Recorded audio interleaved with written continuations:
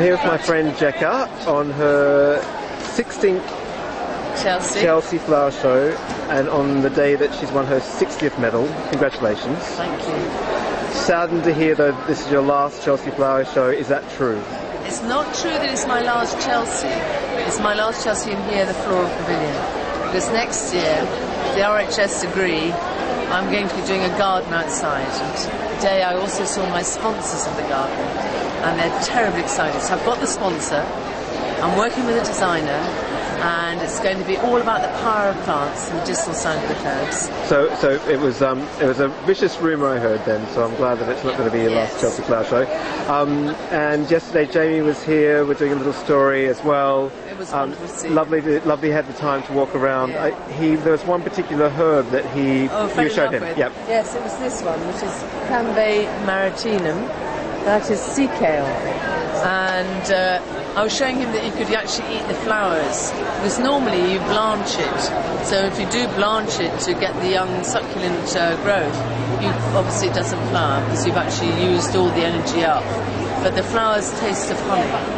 And he was suggesting that it should always go with strawberries, and he was absolutely right. I did it with mixed fruit last year, and it was delicious, but it really does knock your head off. Fantastic. And Jekka, the theme this year, or the theme? I always choose a theme for my gardens, and this year's theme is the myth and magic of herbs.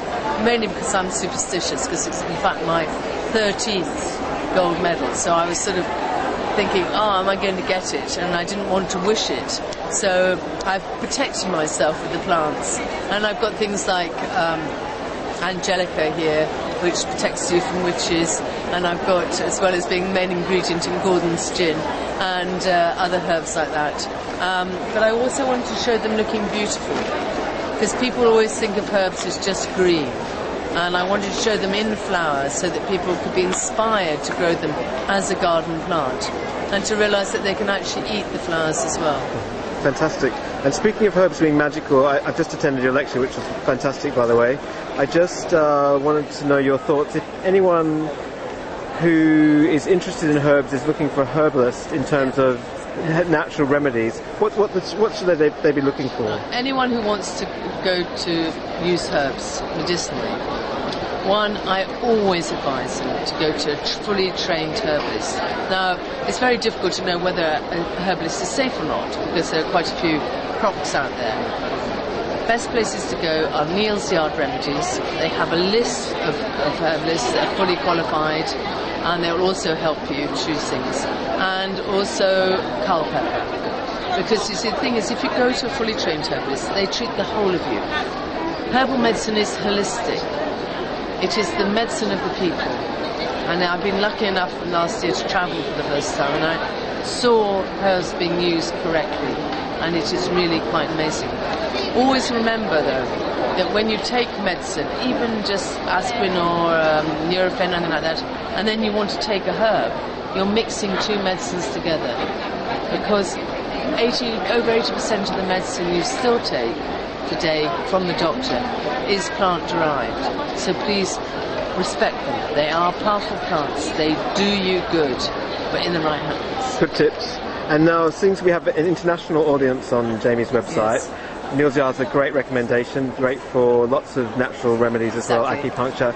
If somebody was just looking for a herbalist, is it a matter of just reputation? Exactly. If throughout the world, say in Australia and things, they have to register. In America, they have to register. And in America, it's even stricter again. So you do need to check it out. You're going to find people already going to herbalists. Sure, that is a really good way. Because if you talk to people, yes, I really rate that person. That's a very good sign. Okay, maybe on the forums on Jamie Oliver we could start a thread on Jamie's website on people who've had success with herbalists and success with natural remedies. And also where in other countries they go to find out who is qualified or not, and what the qualifications are abroad. Okay, and particularly too, I was interested in the lecture when you talked about herbs that are being scientifically researched now. Yes. Are there a large number that scientists are looking at? Yes. and that's worldwide. That is not just the UK. I mean, you need to go to South Africa, and I mean, herbs all the time being researched, and again in Australia. It is really exciting what is happening in the world. At last, people are realising the power of the plant. Great news, and thanks, Jekka, for your time, and I look forward to next year seeing you outside of the pavilion, and it's good news that it's not your last. Thank you. Thank you.